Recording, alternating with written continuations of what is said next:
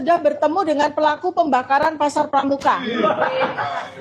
Dan beliau sudah bertemu dengan tukang yang membuat ijazah tersebut.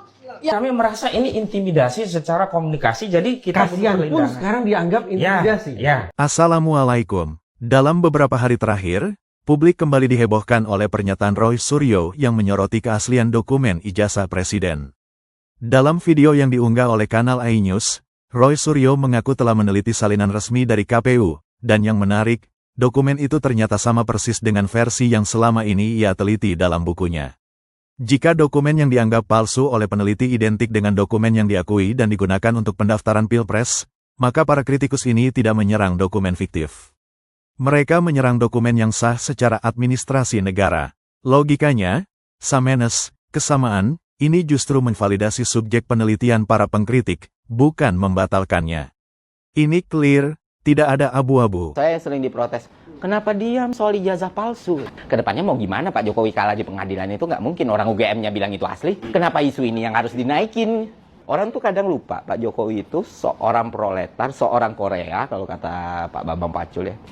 Tanpa darah biru, bisa punya kekuasaan dan kekuatan tanpa partai. Sebesar itu gitu. Apalagi isu ijazah doang. 2 periode. Saya sampai simulasikan. Lu bayangin deh pengadilannya nanti nih Pak Jokowi. Ditanya ijazahnya. Halo Pak Jokowi, ijazahnya palsu atau asli? Asli. UGM, asli nggak yang ngeluarin? Asli. Selesai. Sesimpel itu. Sampai nggak bang, masih ada peluang. Itu yang penting ada foto aslinya diuji forensik ke Singapura. Ngapain? Ngapain? Oh, misal kalau di Singapura keluar, wah ini hasilnya palsu. OGM-nya bilang, asli kok. Kemana? Yang dilaporkan Komnas HAM siapa? Yang dilaporkan Komnas HAM Saudara Joko Widodo. Joko Widodonya? Joko Widodo. Loh, kok malah Joko Widodo? Iya, karena yang memperlakukan secara tidak fair adalah Polri. Anggaplah demikian. Kenapa dilaporkan ke Komnas HAM adalah Joko Widodo? Karena laporan Joko Widodo di dalamnya juga ada redaksi-redaksi yang menurut klien kami mengintimidasi. Misalnya, saya sih kasihan, tapi yang mau gimana lagi begitu. Jadi klien kami merasa ini intimidasi secara komunikasi, jadi kita kasihan pun sekarang dianggap intimidasi. Ya, karena bahasa Saudara Joko Widodo, kami selalu kaji, ini selalu sen kanan belok kiri.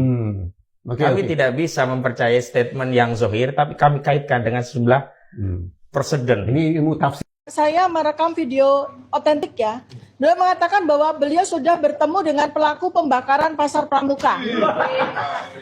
Dan beliau sudah bertemu dengan tukang yang membuat ijazah tersebut yang di Pasar Pramuka. Tukangnya ya. Tukangnya bukan bosnya, tapi tukang pembuat ijazah tersebut. Ya, jadi teman-teman YouTuber silakan nanti Anda konfrontir dengan Pak Betor Suryadi. Saya sendiri juga mempunyai video di mana beliau mengeluarkan statement tersebut. Ya, terima kasih. Roy Suryo dan timnya baru saja mengklaim mendapatkan salinan ijazah dari KPU yang, ironisnya, ia sebut identik dengan dokumen yang sudah ia teliti selama ini. Inilah letak ketegasan logika kita. Jika dokumen yang secara resmi digunakan untuk pencalonan presiden adalah sama persis dengan dokumen yang dikritik dan dianggap palsu oleh peneliti, maka logika hukum menuntut kita untuk bertanya, mengapa ada keraguan atas dokumen yang diakui negara. Para pengkritik tidak lagi menyerang hantu, mereka menyerang salinan yang berstatus resmi. Ini bukan lagi soal opini, ini soal korespondensi dokumen. Mapnya resmi KPU ya. Dan meskipun ini kita nggak boleh sebut umur ya. Oh, ya. Ada yang ini ijazah yang dipakai di tahun 2019. Tadi saya minta yang 2014 tapi masih dicari. Karena mungkin sudah terlalu lama, kita maklumi aja. Yang penting mereka sudah menunjukkan etikat baik. Yang pertama ini kita tunggu untuk memberikan yang 2019. Tadi sudah dapat kotaknya Pak ya. Iya. Untuk meminta yang 2014. Terbukti yang dari Dian Sandi itu mirip seperti ini. Cuman ya kan, karena memang undang-undang keterbukaan informasi publik melindungi informasi sensitif itu dihitam-hitamin, dikosongkan. Ini kan dikosong. Kalau aslinya kan ada nomornya. Ini juga ada namanya, tanda tangannya, cuman dihitamin, disembunyikan.